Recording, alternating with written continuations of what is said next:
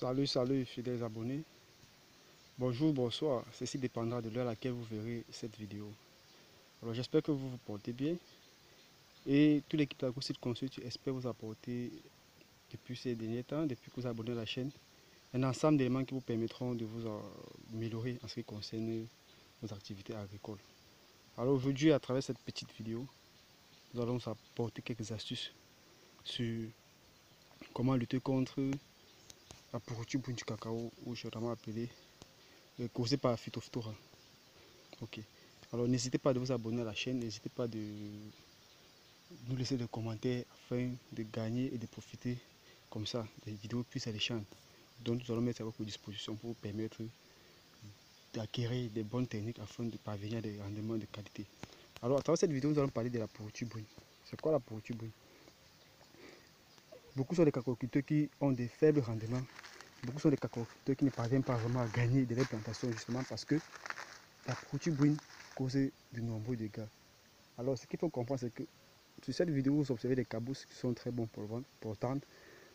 Vous voyez là qu'il n'y a aucune attaque, c'est très bien lisse, c'est très bien portant, pas de taches, pas d'attaque. Alors c'est justement parce que nous, l'équipe d'Agro-Site Consulting, nous avons la technique requise, nous savons comment procéder pour lutter contre ces champignons. C'est la raison pour laquelle vous verrez que dans cette vidéo, les photos que je vous montre actuellement sont celles qui sont bien importantes. Mais rassurez-vous, nous allons arriver sur une cabosse ou sur des plants qui sont attaqués pour que vous puissiez mieux comprendre ce que c'est que la pourriture brune.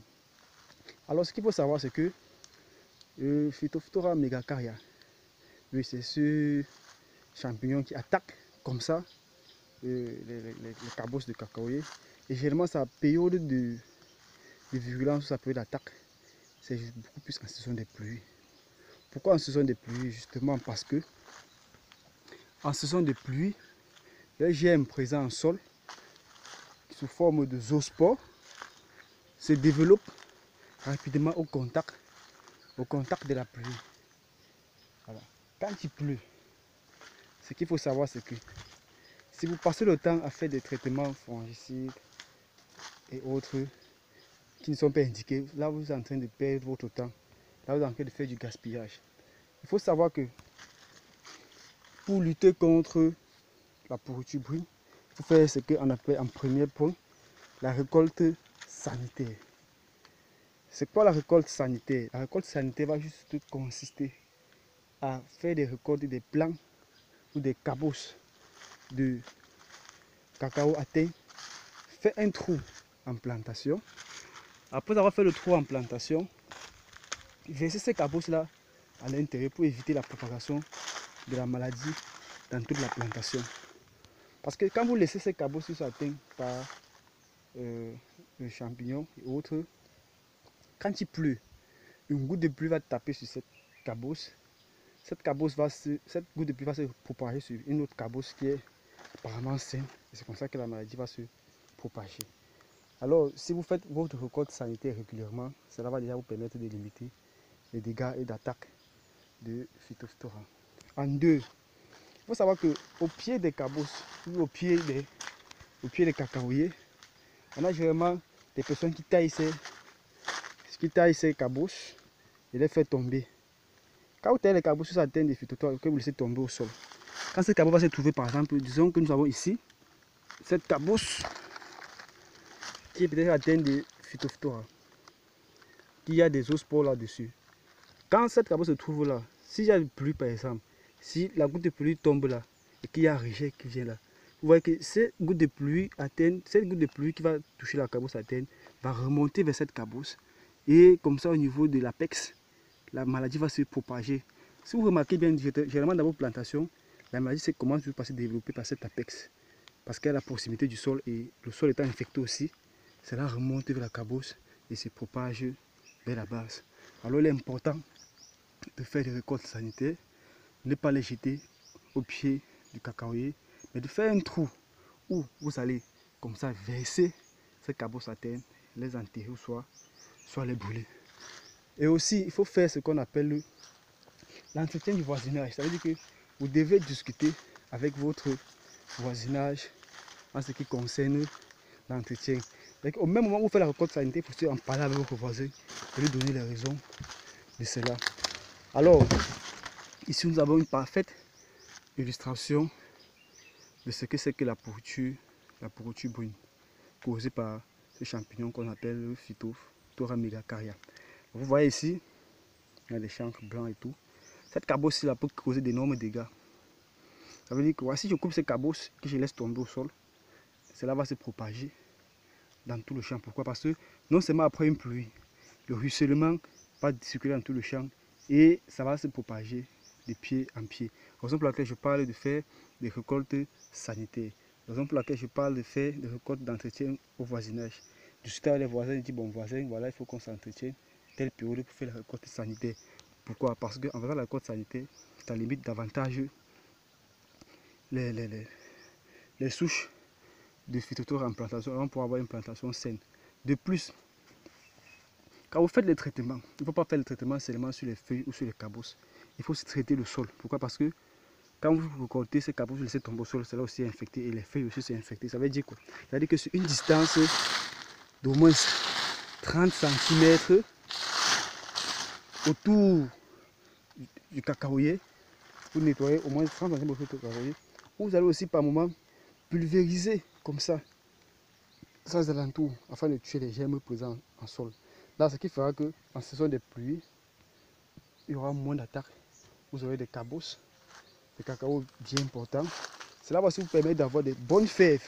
Parce que ce qu'il faut se noter, c'est que plus la cabosse est atteinte, moins la qualité du cacao sera à la fin. Là, vous n'aurez pas un cacao de bonne qualité et qui ne va pas bien passer sur le marché. Peut-être vous allez peser votre cacao. Vous allez avoir une grande qualité de cacao, mais cela va peser moins justement parce que votre cacao a été atteint, le cacao n'a pas été bien suivi, n'a pas été bien traité. Alors il faut aussi faire souvent des tailles. Il faut faire des tailles pour limiter l'humidité parce que l'humidité aussi favorise le développement de ces champignons. Alors en faisant des tailles régulièrement et bien ordonnées, ça vous permet d'avoir un champ aéré, ça limite la propagation et le développement de la maladie en champ. Alors si je peux me résumer à travers cette petite vidéo, peut-être que je suis allé un peu très vite, qui parle de comment lutter contre la pourriture brune. Alors, je dirais, faire la récolte sanitaire. Puisque vous allez faire la récolte sanitaire, cela est déjà important.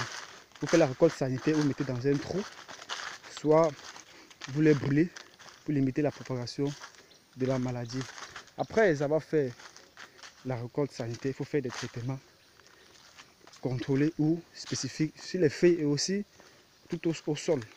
Faites des entretiens communautaires, c'est-à-dire entre voisins, vous entendez et puis vous faites des entretiens. Oh, durant ma balade, je tombe sur un avocat vraiment de qualité, comme vous pouvez remarquer. Ça, je profite aussi pour vous donner une caractéristique de reconnaissance des avocats de bonne qualité. Vous voyez cette couleur violette, c'est une couleur caractéristique, ça ne trompe pas, ça ne manque pas. Quand vous avez un avocat qui, quand ça mûrit et que ça retourne vers le violet, assurez-vous 95% c'est un avocat de bonne qualité. Alors, balade, promoteuse et riche, je vais m'en faire vraiment avec ceci, un très bon plat. Alors, je disais tantôt que, si je dois me résumer, qu'il y a la récolte sanitaire, après la récolte sanitaire, les traitements fongiques. Mais le traitement fongique ne doit pas être seulement sur les feuilles, mais aussi en dessous du cacaoyer. Et après la récolte sanitaire, le traitement fongique, traitement entretien communautaire, oui, mais aussi les tailles. Il faut aussi choisir des variétés résistantes au Phytophthora. C'est très important, il y a des variétés résistantes. Mais maintenant, donc, quand vous allez sur le marché pour acheter des produits phytosanitaires, il ne faut pas prendre n'importe quel produit parce qu'on va vous donner du n'importe quoi, peut-être qu'il ne sera pas adapté à la pourriture, à l'état de la pourriture. Alors, ça veut dire que quand vous partez faire des achats, faites des achats dans les centres agréés, des personnes qui pourront vous donner des conseils. Parce qu'en fonction du stade de développement de la plante, en fonction de comment se trouve le chérel ou pas, il faut savoir que un chérel d'1 mois, 4 mois, 5 mois, ou une cabosse ne peut pas avoir le même type de traitement. Alors il est important de savoir quel traitement apporter à quel stade de développement. C'est ça qui est important. Beaucoup sont ceux parfois qui font des traitements qui ne sont pas appropriés au stade de développement de la plante. Alors, fidèles abonnés, à travers cette petite vidéo, j'espère que vous avez retenu un peu de ce que j'apporte pour que vous puissiez désormais lutter contre la pourriture brune.